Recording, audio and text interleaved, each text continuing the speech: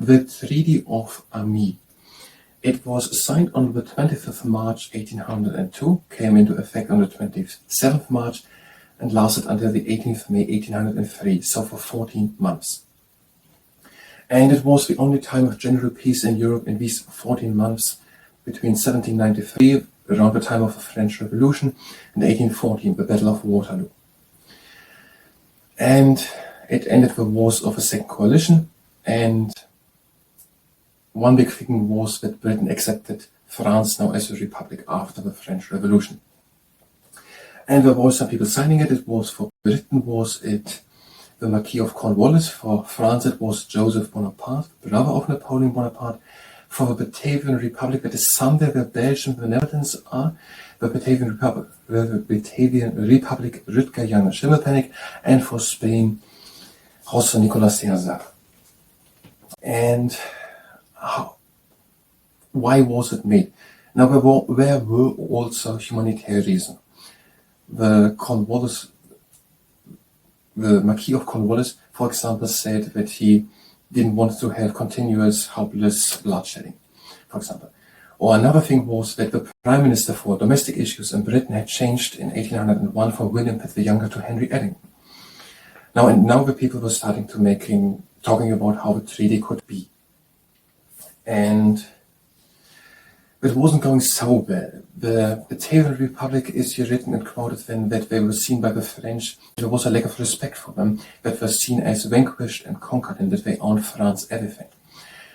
And also, Lord Cornwallis wrote that he wrote, "I feel it as the most unpleasant circumstance attending this unpleasant business that, after I have obtained his acquaintance on any point, that I can have no confidence that it is finally settled, and that he will not recede from it in our next conversation about Joseph Bonaparte." Now it was talking there. Was it Lord Hawkesbury on the British side, with Louis Guillaume Otto on the French side, the French Commissioner of War in London? But Louis Guillaume Otto was detailing the instructions of Napoleon, and so then Lord Hawkesbury opened the second line of communication with sending Anthony Merritt to Paris to talk in the second line of communication with Talleyrand, Charles-Marie Talleyrand. And when we're talking, and then there were some things happening, why they had to sign now under pressure. And Britain was talking about the budget in the parliament. It's not said explicitly here, but it must be about on what money to spend in the next year, on military, if wars continued or not. And there was a huge pressure on Lord Cornwallis to sign or to not sign, which Lord Cornwallis seemed to not want, because he wanted peace. And during the peace, these 40 months, Britain then kept its large peacetime army. They did not demobilize of 180,000, I think, was it, troops. And also they used that year to build up the navy. And then they had given Lord Hawkesbury an ultimatum to sign, and then they're talking about Malta. Malta was the big issue. Who got Malta? It seemed to have been part of St. John's Holy Knights order, and then it became occupied by France. But then during the war, Britain had got it, and it was in the hands of Britain.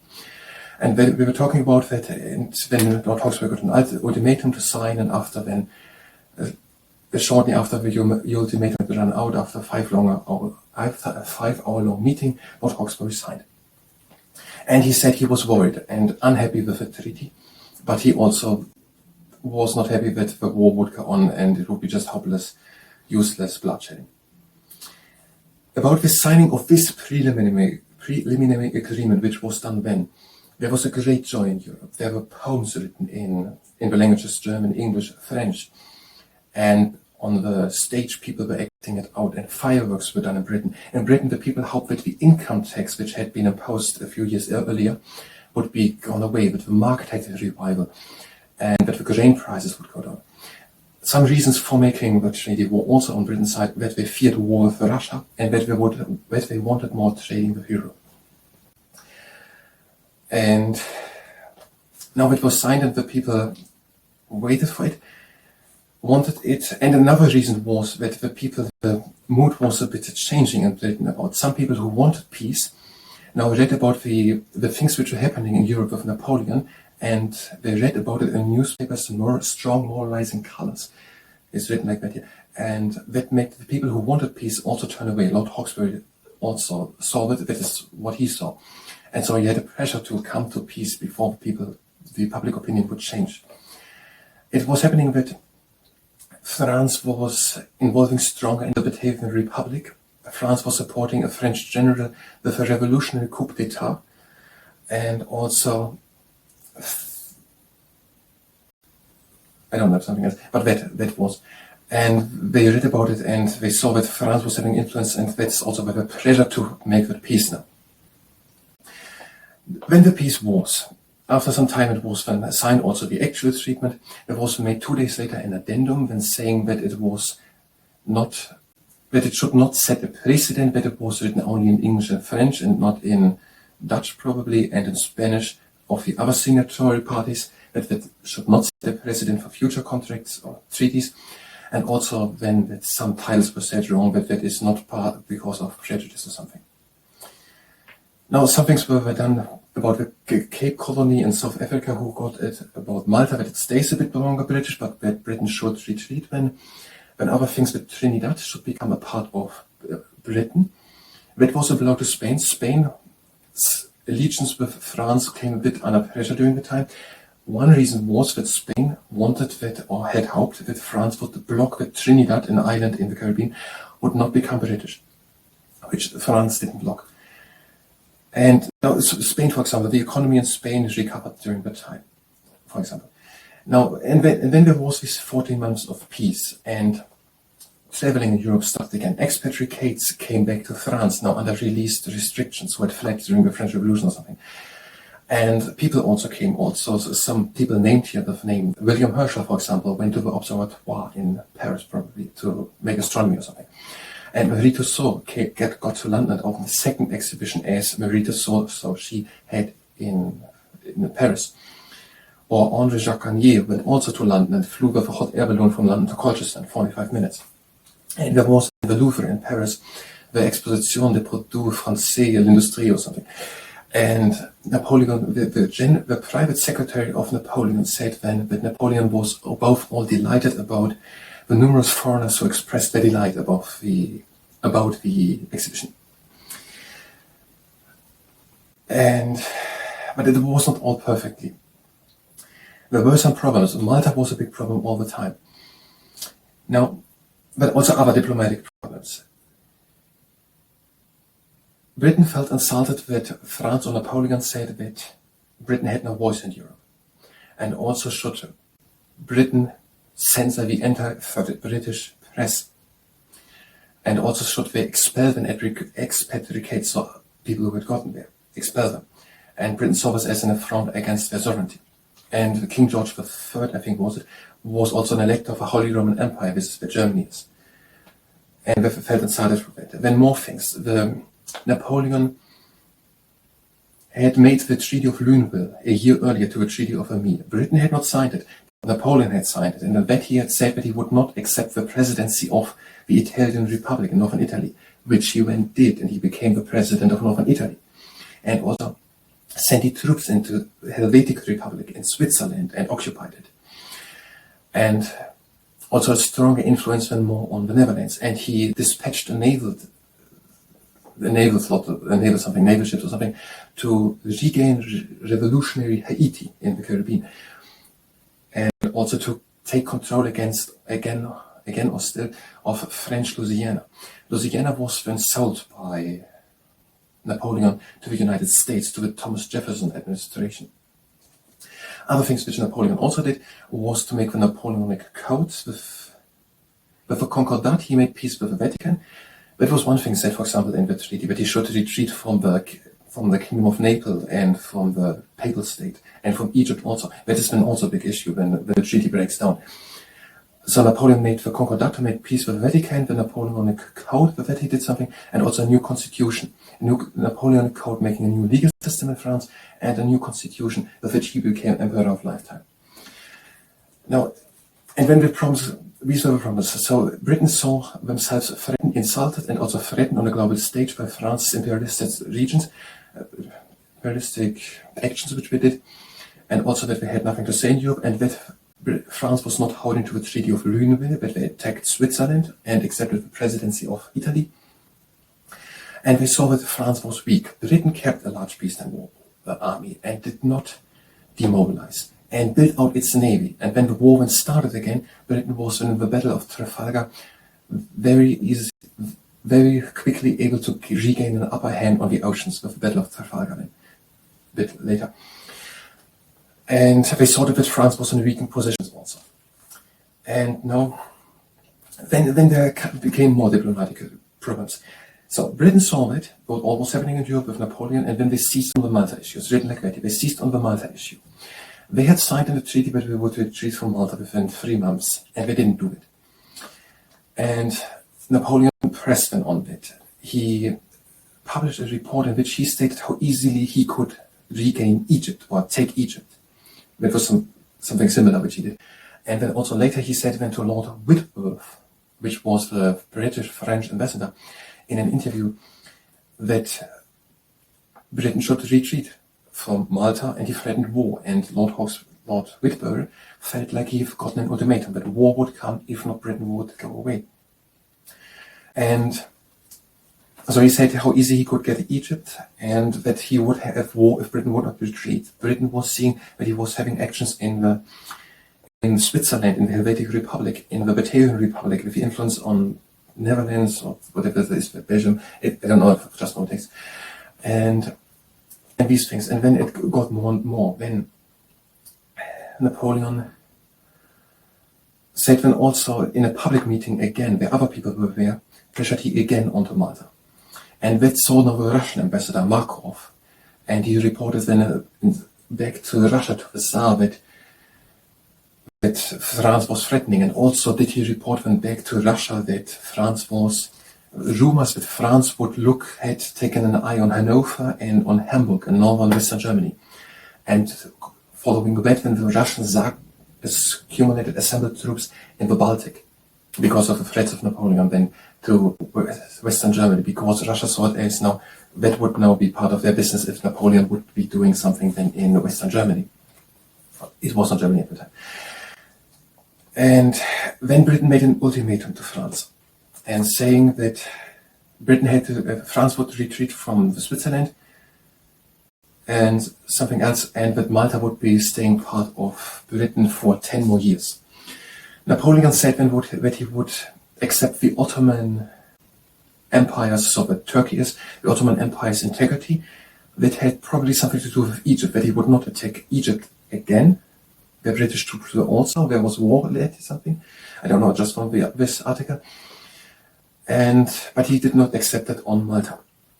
And when it got worse, they were talking again under big pressure that war was imminent. And then on the 17th May, then Britain seized all the ships, all the French and Dutch ships in the ports and at the coast.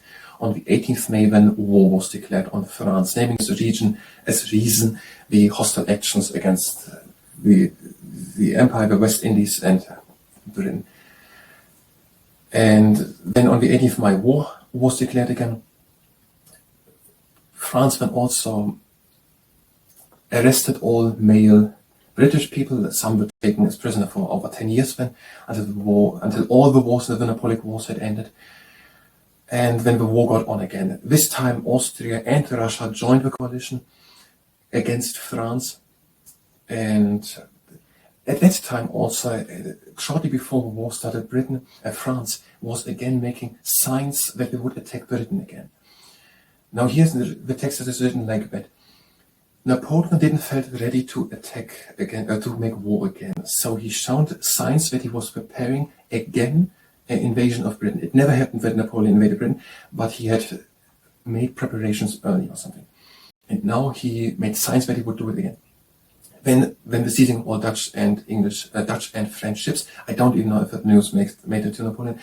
So and then one day later on the 18th, then declaration of war against France. France arresting then all the people who were English, how big of an impact it was, it's not really here. And when in secret the Grand Army of Napoleon was marched away from France, from Normandy, where we were assembling to pretend that we would attack England, to Ulm and defeating there the Austrian army. And then 1 day later is the Battle of Trafalgar, where Britain wins with the ships against Admiral Nelson against Spain and France. But then the next battle comes at Austerlitz, and where Napoleon wins then, but the wars go on for about 10 years. And then there is the Battle of Waterloo then in 1814, and where Napoleon is then defeated. And the Treaty of Amiens are these 14 months in between these 30 years of war in Europe. And that is according to the Wikipedia article of the Treaty of Amiens, but the views and positions mentioned here in the article don't necessarily align with my own or with the entities spoken of. Hi and welcome. I'm trying to learn history today with the Treaty of Amiens. After we've done it, we're going to do wrist training. And if you participate in the wrist training, then it's at your own risk. Now this is part 25 or something, and we're preparing our presentation for memory about it. And right now I think the things which are the most unclear are the breakdown of it, so how it falls apart, the treaty. And I think what we have so far is France was reordering the international system in Western Europe. So what can we say there? We could say that Britain felt insulted that Napoleon stated that they deserve no voice in Europe. Russia saw the intervention of France and Switzerland as indicated that Napoleon was not looking towards peace. Russia joined a third coalition against France when the war continued.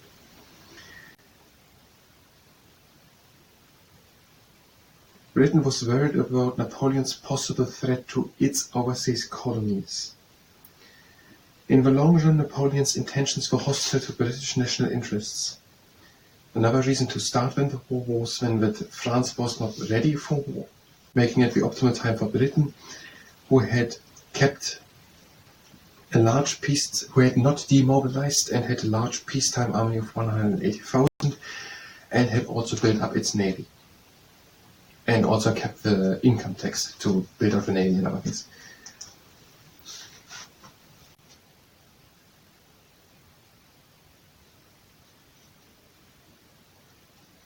Schroeder wrote that most historians agree that Napoleon's determination to exclude Britain from the continent now and bring it to its knees in the future made war inevitable.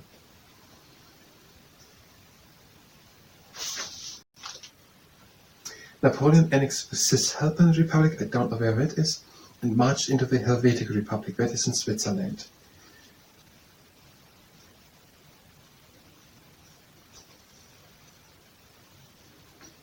Napoleon demanded from the British press to censor anti-French British press and to expel the French expatriates, which Britain saw as an affront against its sovereignty. France retook control over Haiti. So the Cisalpine Republic, Helvetic Republic in Switzerland, and Haiti did France took, and French Louisiana. How that now works with French Louisiana, I don't know, because here was written that it was sold to the United States, but that is here written now, Bonaparte quickly sold Louisiana to the United States to prevent its capture by Britain. I don't know. Why did he occupy now French Louisiana? Did he hate it not? And if he had given it away to whom? It can't be the United States of America. They bought it then. The Thomas Jefferson administration, lending money from Britain for that. And then the next thing is Britain seized on the Malta issue because they saw war inevitable. They felt their colonies threatened and saw that Britain would try to bring them later down onto their knees. And they felt insulted that they had nothing to say in Europe, according to Napoleon, and that they should censor anti-French press and to expel the French expatriates. And so that is why Britain refused them to retreat from Egypt and Malta. Bonaparte published a report by Horace Sebastiani saying how easy he could capture Egypt, which was part of the Ottoman Empire, I think, at that time in 1803.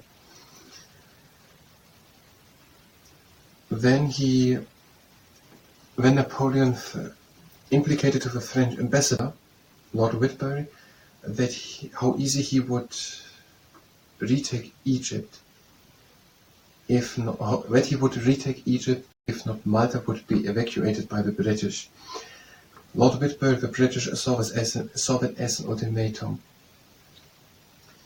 Bonaparte pressed Lord Whitbury that the British would want a war because they were not withdrawing from Malta, which the Russian ambassador reported to St. Petersburg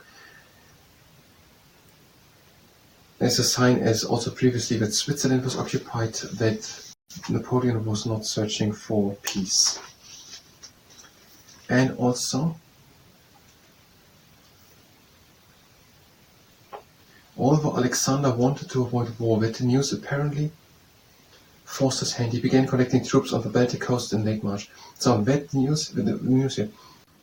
Rumors that Napoleon wanted to seize Hamburg and Hanover in western Germany. And following that, Russia collected troops in the Baltic.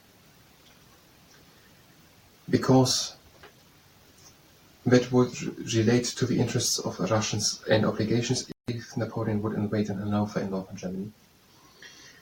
When France occupied Switzerland, and because of that the Cape Colony was not returned, or was it returned? I don't understand the part of what is in here. When France moved to occupy Switzerland, the British had issued orders to not return Cape Colony in Africa to the Batavian Republic as stipulated in the Treaty of Amiens, only to countermand them when the Swiss failed to resist. In March 1803, Addington Ministry received notice that the Cape Colony had been reoccupied by the military, and it promptly ordered military preparations to guard against possible French retaliation for the breach of the treaty. So Britain took it now. I think that happened from a sentence. Britain had the Cape Colony in South Africa. When they gave it to the Batavian Republic, they said they're not going to give it to the Batavian Republic, which is somewhere in the Netherlands, or it was a part of the Netherlands at some time in history. The country has changed. But they then countermanded these orders, so they gave it to the Batavian Republic after Switzerland had fallen, or the Helvetic Republic, to Napoleon. But then they reoccupied it so the British reoccupied it after had given it to the Batavian Republic in the Netherlands, and said that it would be because of the hostile French actions. Then the ministries of the British issued a sudden ultimatum to France, demanding an evacuation of Holland, so the Batavian Republic, and Switzerland, and British control of 10 years. So the British demanded an evacuation of Holland, which is the Batavian Republic, it would be at the same place, and of Switzerland, and that Malta stays for 10 years longer part of Britain. Later followed an exodus of foreigners from France. So foreigners left France. Bonaparte sold Louisiana to the United States and guaranteed the integrity of the Ottoman Empire. And Malta should become into the hands of a neutral third party. But because he rejected that Malta stays for 10 years longer British, prompted the British to make a blockade against the French coast. Napoleon wasn't ready for a new war, so he made moves designed to show renewed preparations to invade Britain. So he pretended to be preparing to invade Britain. When diplomatic crisis reached its point, when the Russian Tsar Alexander's mediation ideas were rejected by the British ambassador Lord Whitbury became an ultimatum. to withdraw from France if France was not agreeing within the next 2.5 days. When the French ambassador Talleyrand failed these attempts to come to peace, to negotiations, and when Britain declared war on the 18th, Whitby left on the 13th, and on the 18th war was declared. Official reasons of Britain were France's hostile imperialist policies to Britain in the West Indies and Italy and Switzerland. So France's hostile actions in the West Indies, Italy and Switzerland. On the 17th May, one day before the war started, Britain captured all the French and Dutch merchant ships and imprisoned the crews.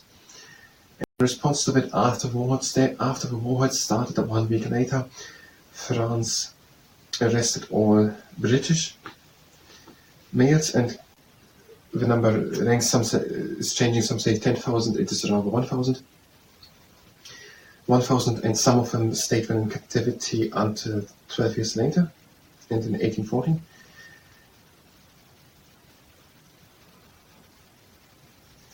The Prime Minister changed. Yes, so in Britain the Prime Minister changed, but I don't think we're going to mention that. Because it's not named in detail, I don't even know what it's not in here. The French assembled troops to invade Britain, but Austria and Russia declared a war on France, and in secret Napoleon marched with his armies, la Grande Armée, against Austria and Russia before the armies could combine, and in the Battle of Austerlitz at Ulm he defeated them. 1 day later was the Battle of Trafalgar, where the British won over the French Navy. But the winning of Napoleon against Austria effectively destroyed the Third Coalition. Now here's not written if it goes now continuously on with war, or if there now happens again a period of a few months of peace. The war all over continued for 10 years, but I don't know if exactly every day. There could be again another period where not. In 1806 to 1803, France had taken the Cape Colony, so we're going to say we were saying so much about the Cape Colony. I don't know who had taken it, when it won. It was France again from 1803 and 1806. 1806, Britain took it again. For the Batavian Republic. Napoleon abolished the Republic of Batavian probably, in favor of the Kingdom of Holland, ruled by his brother, Louis Bonaparte. And in 1810, France annexed the Netherlands. So that is too much. We don't have the background information. What is happening here? I think we have it all together. Maybe we're going to do another part to go over it again. Otherwise, it could be that we're going to try to do in the next part the presentation about what is all said here. And it means that was the history. And if you were here for history, you can go directly to the next part, history. Then we're going to try to make the presentation about the Treaty of Amiens. If you stay here and participate in the wrist training, then it's the arms. Put in 6 stance, arms up, fists, and bring them down. And up. And fists in, out. And hands in, and out. The magician. And arms out with flat hands, and down. We're having 3 rules. The first rule is that we're stopping immediately as soon as there's pain. Fists in, up. The second rule is that we're going only as far as we can go with a little bit of effort. Now arms in, strong fists, down, and up, around, down, up. And the fingertips on one end onto the other, and open with resistance. And the third rule is that we're not overdoing it. We just want to strengthen, not to exhaust. You can take a break whenever you want. Change hands. One hand next to the body, down and press against. Pull. So. Bottom. Other hand, down into flexion, press a bit.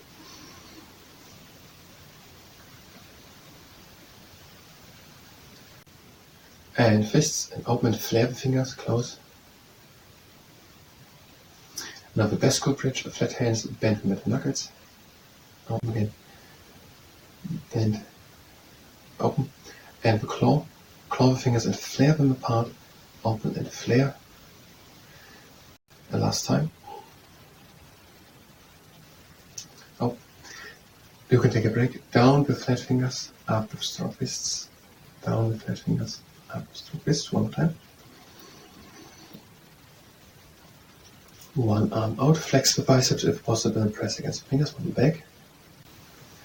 Other arm.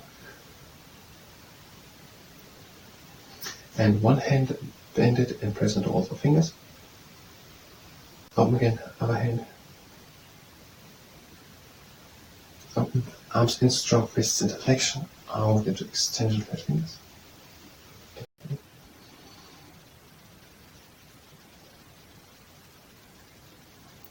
And long arms, strong fists into flexion, out extension.